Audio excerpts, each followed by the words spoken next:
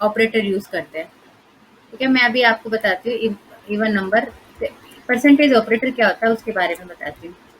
Print F percentage d, ये percent अलग है और अभी मैं लिख रही हूँ सपोज 5% 2। ठीक है ना, 5% 2 क्या करेगा, इसका रिमाइंडर बताएगा।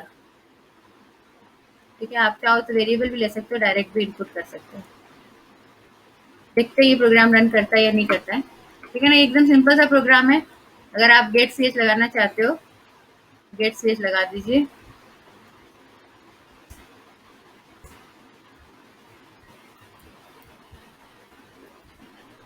अब हम इसको रन कराते हैं, कंट्रोल प्लस F9। ठीक है, अब output control plus F9, alternate plus F9 किया था मैंने, अब कंट्रोल प्लस F9 करते हैं। आपको क्या मिला, 1। 1 क्या है, रिमाइंडर। ठीक है, रिमाइंडर जो होता है उसके लिए परसेंट ऑपरेटर काम में लिया जाता है। जैसे कि आप 2 पॉइंट लीजिए, पहले रिमाइंडर का ही आपको एक प्रोग्राम बना देती हूँ, फिर उसके बाद इवन नंबर का बाद में बना लेंगे। तो आप क्या है, 2 नंबर इनपुट करोगे और ये रिमाइंडर बताएगा। तो 2 नंबर इनपुट करने के लिए हम क्या करते हैं,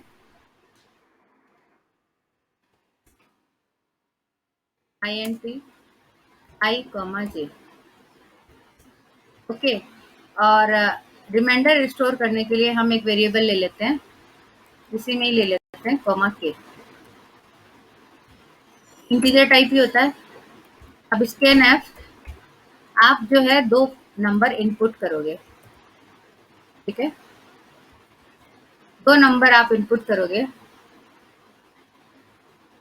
जैसे नंबर इनपुट करोगे आई और जे, एम्परसेंड आई एम्परसेंड जे, 2 नंबर आप इनपुट करोगे। ये सिंटेक्स आपको स्कैनर का याद रखना है।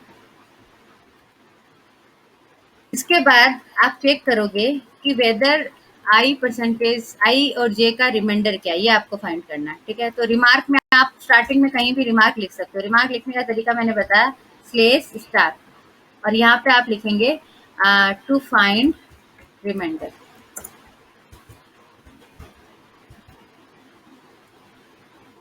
ठीक है, फिर आप ये रिमार्क को ओवर कर देंगे, नहीं तो ये पूरे को रिमार्क बना दिया इसने, तो रिमार्क को आप ओवर कर देंगे। तो ये रिमार्क है, ये रन नहीं होता। जो रिमार्क के अंदर लिखी जाती है लाइंस, वो कभी भी एग्जीक्यूट नहीं होती। तो अब आपको रिमाइंडर फाइंड आउट करना है, आई जे। जब आप आई को जे से डिवाइड करते हो तो रिमाइंडर क्या आता है। ठीक है, तो वो जो रिमाइंडर है वो आपके वेरिएबल में यहाँ स्टोर कर लीजिए, k is equal to I percentage J. ठीक है, तो ये परसेंट का जो साइन है, बेसिकली जब हम आई को जे से डिवाइड करेंगे तो जो रिमाइंडर आ रहा है वो है। ठीक है, यहाँ लिख देते हैं remainder of percentage d divided by percentage d. ये डिवाइड बाय को साइन अगर आप कुछ और बनाना चाहो,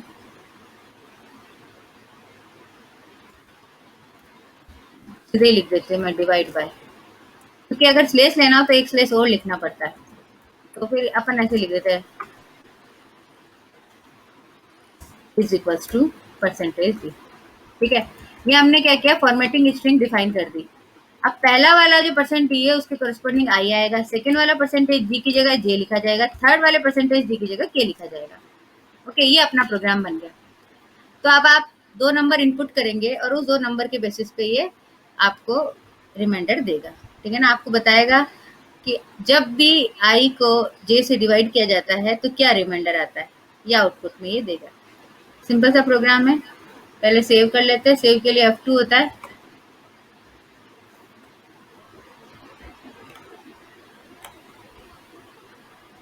अब यहाँ हम इसका नाम रख देते हैं रिमाइंडर। ठीक है, और इससे एग्जीक्यूट कराते हैं। पहले आप अल्टरनेट F9 करो ताकि कंपाइल हो जाए, कोई एरर है तो पता चल जाएगा। नहीं है तो कंट्रोल F9 कर दो, कंट्रोल प्लस F9। अभी आपको नंबर पूछ रहा है, तो हम चाहते हैं कि सपोज 112 को डिवाइड करें अगर हम किससे, 7 से, तो क्या रिमाइंडर आता है, रिमाइंडर इज 0, यानी कि 112 इज कंप्लीटली डिविजिबल बाय 7। ठीक है, तो ये अब आप कहो कि नहीं हमें तो इसी चीज को कई बार यूज करना था। ठीक है, हमारे जितने भी नंबर है उनको चेक करना है, तो फिर उस केस में आप इसमें लूप लगा सकते हैं। तो चलिए लूप पे अभी नहीं आते, अभी एक बार इसी को समझने की कोशिश कीजिए। हुआ क्या कि ये जो परसेंट डी है, ये परसेंट डी, ये किसके प्लेस होल्डर है, आई और जे के। तो दो नंबर आपने डाले, ठीक है, दो नंबर को सेपरेट करने के लिए आप क्या यूज करते हैं, स्पेस। आप एंटर करके भी दो नंबर डाल सकते हैं। एक नंबर डाला फिर एंटर किया फिर दो, जब तक दो नंबर आप इनपुट नहीं करोगे वो स्क्रीन से बाहर नहीं आएगा। और एक आदत आप बना लीजिए क्लियर स्क्रीन की, ठीक है, CLRSCR, ताकि पुराना जो है वो नया दिखे। ओके, अब यहाँ ये जो रिमाइंडर वाली लाइन है, ये तो हमने इसके ऊपर लिख दी इंटीजर INT के ऊपर। डिक्लेरेशन, ये वाला जो स्टेटमेंट है इसे हम क्या कहते हैं, डिक्लेरेशन स्टेटमेंट, डिक्लेरेशन स्टेटमेंट। अब यहाँ तो हम जो है, देखिए ये ऐसे भी कमेंट दिया जाता है डबल डेश से, ये से भी कमेंट दिया जाता है, वैसे भी दिया जाता है। अगर आप उस टाइप से देना चाहो तो यहाँ पे ये आप स्टार लगा लो यहाँ पे, और फिर लास्ट में भी आपको लेकिन इसको बंद भी करना पड़ता है, स्टार और स्लेस। ये डिक्लेरेशन स्टेटमेंट जो होता है इसके ऊपर रिमार्क तो आ सकता है लेकिन ये नहीं आ सकता। आप ये जो क्लियर स्क्रीन का स्टेटमेंट है ये ऊपर नहीं लिख सकते। Declaration should always must be at the top. ठीक है, फर्स्ट बात तो ये हो गई, फिर उसके बाद ही बाकी के स्टेटमेंट आएंगे, और मेन के साथ वॉइड कंपलसरी है ही।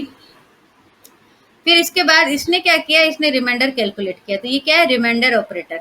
परसेंटेज क्या होता है, यहाँ रिमाइंडर ऑपरेटर का भी काम करता है। परसेंटेज की बहुत यूज है सी में।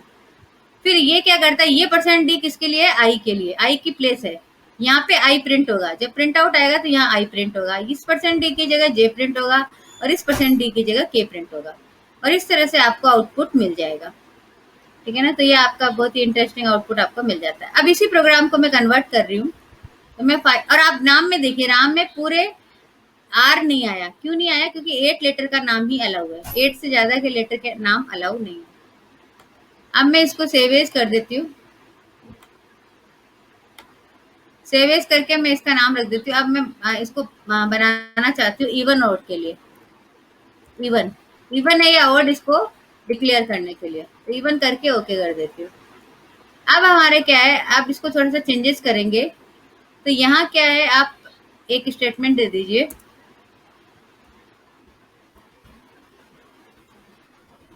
Enter the number. ठीक है, ये स्टेटमेंट आप हमेशा दे सकते हैं ताकि यूजर को पता रहे जो यूज कर रहा है कि भाई हमें क्या करना है अब आगे। तो नंबर जो है वो मांग रहे हैं, और यहाँ पे स्पेस दे देंगे तो नंबर जो है वो आर के जस्ट टच होके नहीं आएगा, थोड़ा दूर पे आप लिखोगे। तो ये आपका स्टेटमेंट हो गया, एंटर द नंबर। ओके, यहाँ पे आप थोड़ा और इम्प्रूव करना चाहिए, जैसे कॉलन लगा लो कुछ भी। फिर अब स्कैनऑफ में आपने एक नंबर जो है वो इनपुट किया। ठीक है, एक नंबर, कोई भी एक नंबर आप इनपुट करना चाहते हैं वो यहाँ लिख दीजिए परसेंटेज आई पे। अब ये नंबर आपका इनपुट हो गया। आप क्या करना चाह रहे हो, आप चेक कराना चाह रहे हो कि whether the number is even और ऑड। तो इसमें आपने क्या डाल दिया, के में 2 के साथ रिमाइंडर। अब अगर जो नंबर है वो इवन होगा, ठीक है ना, तो हम इफ स्टेटमेंट लगाएंगे, इफ के इक्वल टू 0।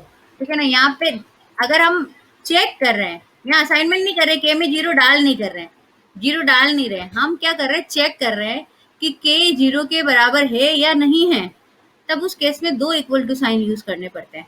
ठीक है ना, कि इफ के इज इक्वल टू 0, तब आपको क्या प्रिंट करना है, तब आपको प्रिंट करना है कि the number is even.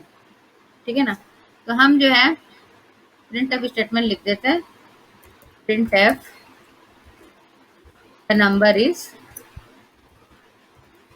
Even.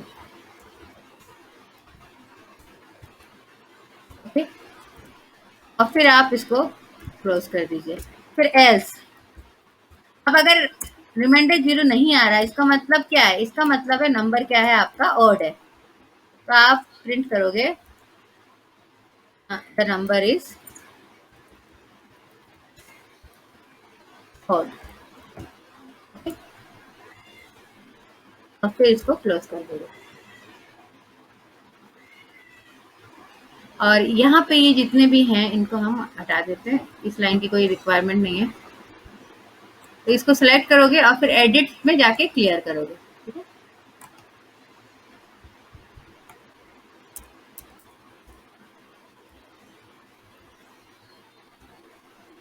अब ये आपका स्टेट प्रोग्राम बन चुका है। अब आपको ब्रैकेट तो कहीं लगाया ही नहीं, तो इफ के ब्रैकेट तब लगते हैं जब एक से ज्यादा स्टेटमेंट हो। अगर एक ही स्टेटमेंट है तो हमें ब्रैकेट लगाने की जरूरत नहीं है। और ये जो आपका आई जे जे काम नहीं आ रहा है, तो जे को यहाँ से हटा दो, वरना वो वार्निंग देगा कि जे को आपने यूज ही नहीं किया। तो आई और के दो वेरिएबल हम काम में ले रहे हैं पूरे प्रोग्राम में, और उससे आपका जो है प्रोग्राम बन गया। ठीक है ना, अब ये इवन के लिए प्रोग्राम बन चुका है। अब इसको रन कराते हैं। ठीक है, फाइल सेव कर देते हैं पहले, और फिर हम इसको कंपाइल करा देते हैं। कोई भी एरर नहीं है। अब हम रन कराते हैं। तो नंबर एंटर करो, जैसे मैंने नंबर एंटर किया 57। ठीक है, the number is odd. Okay,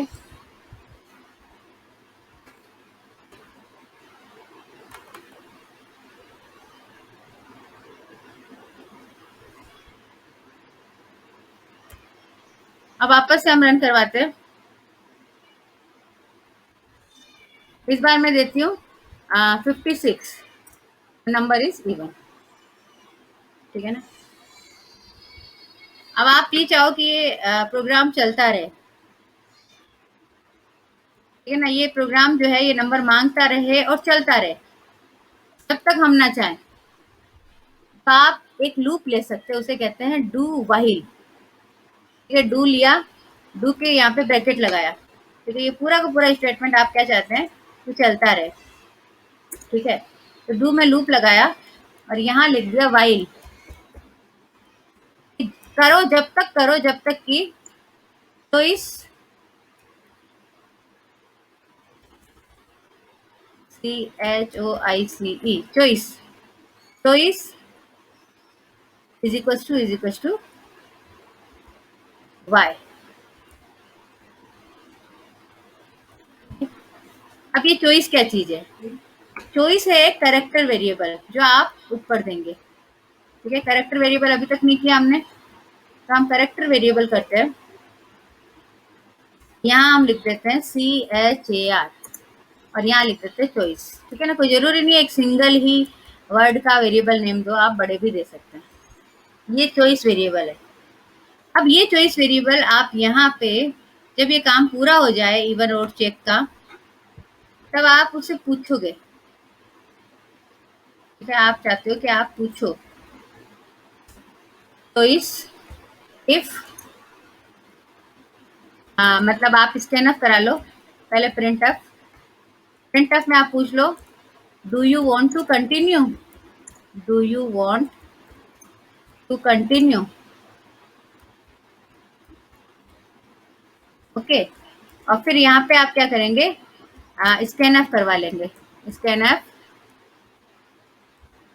percentage सी आएगा। आप करेक्टर है तो परसेंटेज सी आएगा, और इसमें आप क्या डाल देंगे, सी एम्परसेंट CHOICE, चॉइस। ठीक है, अब आप क्या करोगे, आपको पूछेगा कंटिन्यू करना है, तो आप वाई टाइप करोगे तो कंटिन्यू हो जाएगा, और वाई टाइप नहीं करोगे, कुछ और टाइप करोगे तो ये बाहर आ जाएगा। ठीक है, तो चॉइस में इनिशियल वैल्यू जो है हम यहाँ डाल सकते हैं। चॉइस में इनिशियल वैल्यू हमने डाल दी वाई। ठीक है, अब ये वाई जो है करेक्टर है, तो यहाँ पे भी वाई के लिए आप करेक्टर ही यूज करो। ओके, ये ऐसे अलाउड नहीं होता। आपको सिंगल कोट में ही करेक्टर देना होता है। स्ट्रिंग जो होती है वो डबल कोट में जाती है, और करेक्टर जो होता है वो सिंगल कोट में जाता है। देखिए सबका अलग अलग कलर है। पिंक कलर करेक्टर के लिए दिया है, रेड कलर स्ट्रिंग के लिए दिया है। डबल कोट में जो कुछ भी लिखोगे वो सब रेड हो जाएगा, और रिमार्क में जो लिखोगे वो लाइट ब्लू हो जाएगा, और जो वेरिएबल नेम है वो सारे ग्रीन में है। और जो सिस्टम के जो वर्ड्स हैं ठीक है ना, कीवर्ड जिन्हें बोलते हैं वो सारे व्हाइट में। तो ये अपने आप में एक प्रोग्राम है जो ये डिसाइड करता है। अब इसमें बस एक एरर आ सकती है कि यहाँ पे सेमीकोलन लगेगा, तो वो एरर आ जाने दो। एरर भी आपको दिखनी चाहिए कि एरर भी आती है, आप सोचो कभी एरर आती ही नहीं है, एरर भी आएगी अभी इसमें। तो बट ये प्रोग्राम जो है आपका क्या करेगा कि जब तक आप चाहो तब तक आप पूछते जाओ, नंबर डालते जाओ और वो जो है चेक करता जाएगा। जब आप थक जाओ तब एंड प्रेस कर दो कि नहीं भाई हमें और नंबर चेक नहीं करवाने। तो ये अपने आप में एक लूप का प्रोग्राम है और अब इसे हम रन करा के देखते हैं।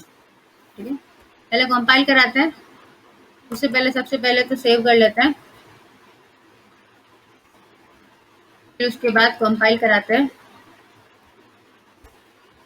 एक एरर, एरर आई कि भाई यहाँ पे हमने स्टेटमेंट में नहीं लगाया था। ठीक है ना, मैंने आपसे कहा था कि वाइल के पीछे मैंने सेमीकोलन नहीं लगाया है तो ये एरर देगा, तो ये सेमीकोलन मैंने लगा दिया। ठीक है, और अब मैं रन करवाती हूँ। रन कराने के लिए कंट्रोल F9 तो है ही। अब जैसे मैंने नंबर डाला, कोई भी नंबर डाला, सपोज 45 डाला, नंबर इज ओड। अब ये यू वांट टू कंटिन्यू जो है वो थोड़ा सा वैसे आना चाहिए था, ओड के बाद में do you want to continue, सारी स्पेलिंग मिक्स हो गई, तो इसको अभी ठीक कर लेंगे। तो अभी do you want to continue एक तो यस डाल देते हैं।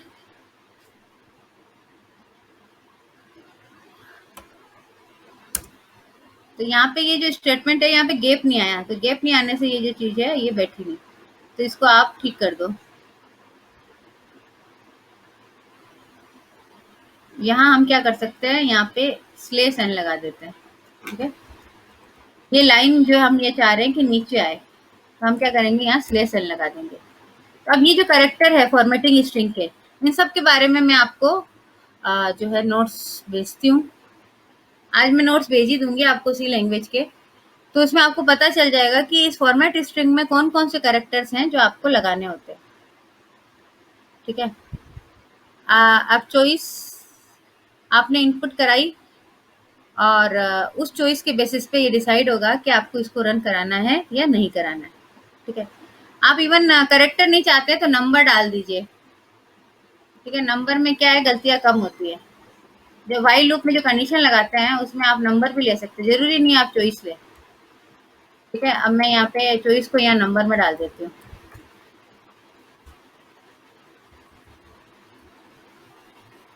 कोई भी अगर नेम में गड़बड़ हो गई तो ये वर्क नहीं करेगा। ठीक है ना, नेम वेरिएबल नेम जो है वो एग्जैक्टली सेम होने चाहिए। अब ये चॉइस मैंने एक नंबर लिया है और इसमें आपने क्या डाल दिया, 1 डाल दिया। तो 1 का मतलब आप कंटिन्यू करना चाहते हैं और 0 का मतलब आप कंटिन्यू नहीं करना चाहते हैं। ठीक है, और यहाँ पे मैंने क्या किया, इसको परसेंटेज भी कर दिया ताकि ये नंबर में ले। एक बार करेक्टर में आपको करेक्टर से एक पूरा चैप्टर लूंगी जिसमें करेक्टर के बारे में ही बताऊंगी कि करेक्टर स्ट्रिंग और स्ट्रिंग जो होती है उनको कैसे हैंडल किया जाता है। अभी आज तो क्या है, नंबर ही चलने दो। तो चॉइस इज इक्वल टू 1, तो 1 है तब तक चलेगा।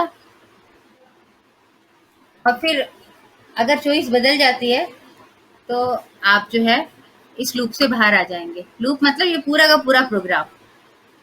ठीक है, अब मैं इसको सेव करके रन कराती हूँ। मैंने क्या किया, चॉइस करेक्टर था, उस करेक्टर की बजाय उसको नंबर बना दिया और साथ में यहाँ परसेंटेज स्लेस एन भी यूज कर लिया। ठीक है ना,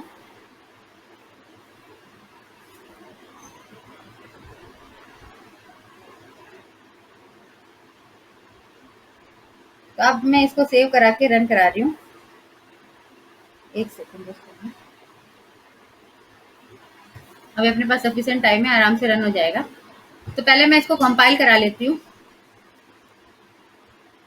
पहले सेव कर देते हैं, फिर उसके बाद कंपाइल कर देते हैं। तो फिर मैंने स्टेटमेंट का हटा दिया सेमीकोलन, सेमीकोलन तो मस्ट है, सेमीकोलन लगा दिया। अब मैं इसको वापस अल्टर F9 कर रही हूँ या फिर अल्टर C करके कंपाइल कर देती हूँ। प्रोग्राम ओके है, अब मैं क्या करती हूँ, रन कर देती हूँ। अब जैसे आपने नंबर डाला 2 3,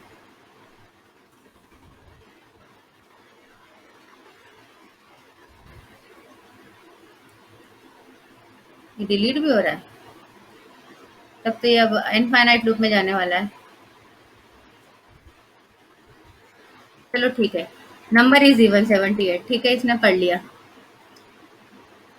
चलो अच्छा है, आपके आउटपुट स्क्रीन में भी डिलीट होता है। अब do you want to continue, continue में यस का जगह आपको क्या 1 लेना है और 0 लेना है अगर आप कंटिन्यू नहीं करना चाहते। सपोज मैंने 1 प्रेस किया और एंटर किया, तो अब वापस से पूछ लिया इसने।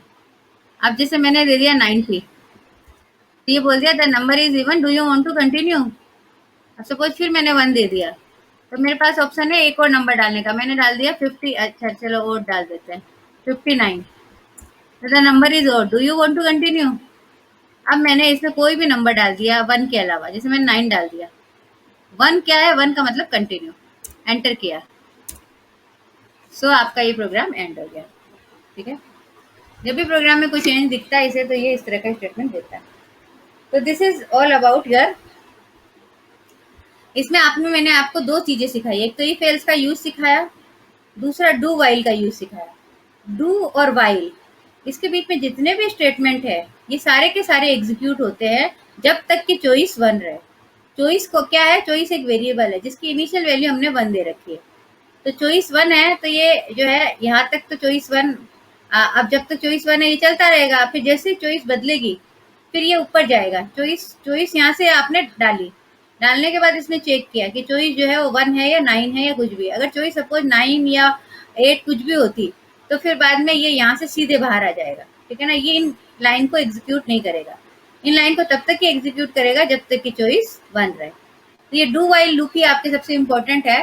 केवल एक इसी लूप की हेल्प से मैं आपके सारे प्रोग्राम्स बनवा दूंगी। जितने भी प्रोग्राम हैं आपके 4-5 प्रोग्राम, वो सारे इस डू वाइल लूप से हो जाएंगे। ठीक है, तो नेक्स्ट क्लास में हम लोग बाइजेक्शन मेथड का प्रोग्राम बनाएंगे। ठीक है, ऐसे तो बहुत सारे प्रोग्राम, बहुत सारी फॉर्मेटिंग, काफ़ी सी का यूज़ है, बट मैं आपको पॉइंट टू पॉइंट पे रखना चाहती हूँ। मतलब जो आपको सीखना है बस केवल उतना ही सिखाना चाहती हूँ, सो दैट आपका टाइमली सिलेबस हो जाए और आप पहले जो जानना है एटलीस्ट वो सीख जाए। फिर उसके बाद अपने पास टाइम रहेगा और आप लोग जो सीखना चाहेंगे उनको मैं और वैरायटी के प्रोग्राम्स करवा दूंगी। आप मतलब जो प्रोग्राम बनवाना चाहो मुझे बता दो, मैं वो प्रोग्राम आपको बना के दे दूंगी। ठीक है ना, मेरा जो है वो प्रोग्रामिंग में एक्सपर्टाइजेशन है, सी प्रोग्रामिंग में। तो इसी वजह से आप लोग जो भी प्रोग्राम बनवाना चाहें मैं बना सकती हूँ। बस ये है कि अभी तो आपको लेकिन इतना ही सीखना है, तो अभी एक बार इतना ही रहने देते हैं। इसी सी लैंग्वेज अगर आपको आ गई तो इसी से आपकी मैटलैब बनती है। ठीक है ना, मैटलैब जो है वो भी सी पे बेस्ड है, पाइथन जो है वो भी सी पे बेस्ड है, जावा भी सी पे बेस्ड है, हर लैंग्वेज सी पे बेस्ड है। तो अगर एक बार ये लैंग्वेज समझ में आ गई तो बाकी लैंग्वेज समझने में भी बहुत कम टाइम लगेगा। और विदाउट प्रोग्रामिंग आप ये मान के चलिए कि आप रिसर्च वर्क तो कर ही नहीं सकते। आज की तारीख में आपको रिसर्च करनी है तो आपको प्रोग्रामिंग सीखना बहुत ज़रूरी है। तो इसीलिए आप जो है अपने सीखने का मानस बनाइए। केवल मार्क्स के लिए नहीं पढ़ते हैं, आगे फ्यूचर के लिए भी हमें पढ़ना होता है।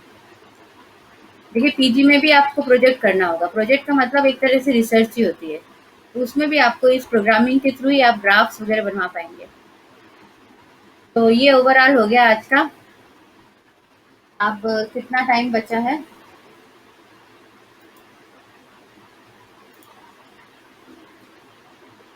7-8 मिनट और 7 मिनट है।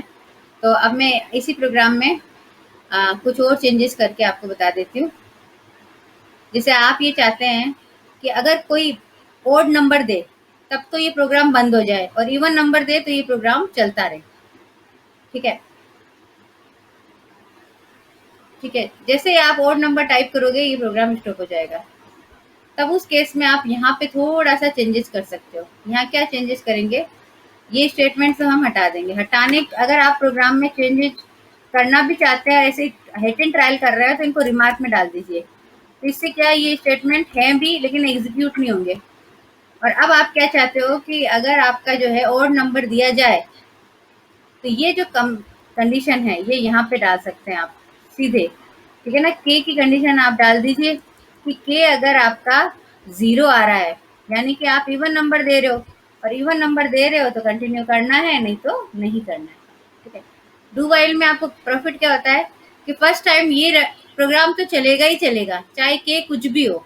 एक बार तो ये चारों पांचों लाइनें चलेगी, फिर जब ये देखेगा कि के 0 नहीं है तब बाहर आएगा। ठीक है, अब ये प्रोग्राम चलता रहेगा, नंबर पूछता रहेगा, जैसे ही आप ऑड नंबर डालोगे ये प्रोग्राम जो है स्टॉप हो जाएगा। ठीक है, ये मैंने थोड़ा सा मॉडिफिकेशन किया है और अब हम इसको रन करा के देखते हैं। ठीक है, अभी चॉइस की कोई ज़रूरत नहीं है, तो ये एरर बोलेगा कि चॉइस में एरर बोलेगा, ये इसको ग्रामेटिकल एरर वार्निंग बोलेगा। वार्निंग में आपका प्रोग्राम रुकता नहीं है, रन हो जाता है। और बाकी आपने सब कर ही दिया ठीक से। और अच्छा, डू वाइल के बीच में यहाँ पे ये आपको सेमीकोलन लगाना ज़रूरी है। और अब हम इसको एग्जीक्यूट करा रहे हैं। ठीक है, पहले मैं सेव करूँगी, फिर उसके बाद कंपाइल करूँगी। अब एक वार्निंग आ रही है। क्या वार्निंग आ रही है? कि भाई आपने चॉइस वेरिएबल बनाया। ठीक है, मैं एंटर करके बताती हूँ आपको। आपने चॉइस वेरिएबल बनाया लेकिन चॉइस को यूज नहीं किया है, तो चॉइस कभी भी यूज नहीं किया गया है, तो ये आपकी क्या हो गई? वार्निंग है। तो कोई बात नहीं, वार्निंग होने के बाद भी आपका प्रोग्राम रन करता है। ठीक है, तो अब हम जो है रन पे जाएंगे और प्रोग्राम को रन करा लेंगे। ठीक है, ये वार्निंग ठीक है भाई, पढ़ी नहीं क्या आपने? वार्निंग वार्निंग हम पढ़ चुके हैं, हमने देख लिया वार्निंग। कोई बात नहीं, अब आप रन पे जाइए और रन करवा दीजिए। अब आपने नंबर दिया, सपोज आपने नंबर दे दिया 67। 67 मत दो, 66 दिया। ठीक है, the number is even, enter the number. फिर मैंने दिया 89, अरे 892 लिख देती हूँ। Number is even, enter the number. तो जब तक आप इवन नंबर देते जाओगे ये प्रोग्राम चलता चला जाएगा। आप जितनी बार इवन नंबर दोगे ये प्रोग्राम चलता चला जाएगा। 34 नहीं देना है, 32 दे देते हैं, 64 दे दिया। जब तक नंबर इवन है, अब ये इवन और एंटर के बीच की स्पेस जो है इसको हम अभी ठीक कर देंगे, तो ये प्रोग्राम चलता रहेगा। जैसे ही आपने ऑड नंबर दिया, 45 दिया, नंबर इज ऑड, प्रोग्राम बंद। ठीक है, अब इसमें जो स्पेस है उसको ठीक करने के लिए हम क्या करते हैं, यहाँ आप दे सकते हो स्लेश टी। स्लेश टी का मतलब टेब होता है। ठीक है, तो ये क्या होगा कि हर बार थोड़ा स्पेस से आएगा। एंटर द नंबर से पहले आपने स्लेश टी दे दिया। अब देखिए अब क्या होता है। अब फाइल को सेव कर दीजिए पहले, फिर आप सीधे रन करा दे, कोई दिक्कत नहीं है। चलो अल्टर F9 करी, कंपाइल करा ही देते हैं।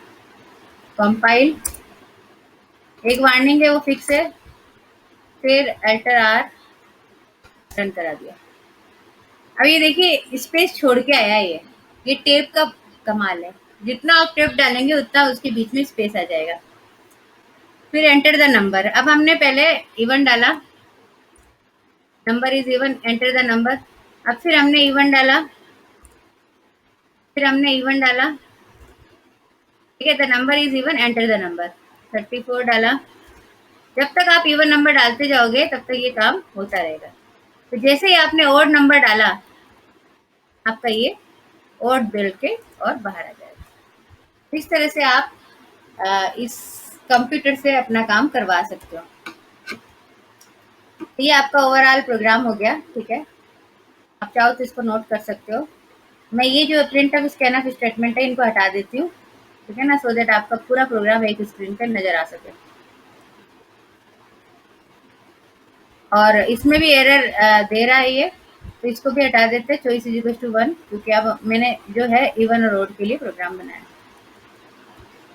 ठीक है, अब इस डू वाइल के बेसिस पे हम और बहुत सारे प्रोग्राम जो हैं आपकी बुक के ही हैं जेपीएच में, वो सब करवा दूंगी। ठीक है, जेपीएच की बुक भी आती है इसी प्रोग्रामिंग की, तो उसमें से आप मैं क्वेश्चन जो है वो करवा दूंगी आपको। ठीक है, चलिए फिर आज की क्लास यहीं पे एंड करते हैं। मैं स्क्रीन शेयरिंग बंद करती हूँ। सबसे पहले file quit,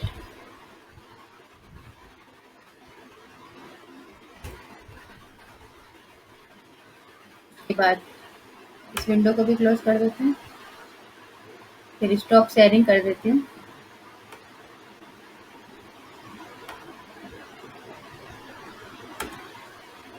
then stop recording.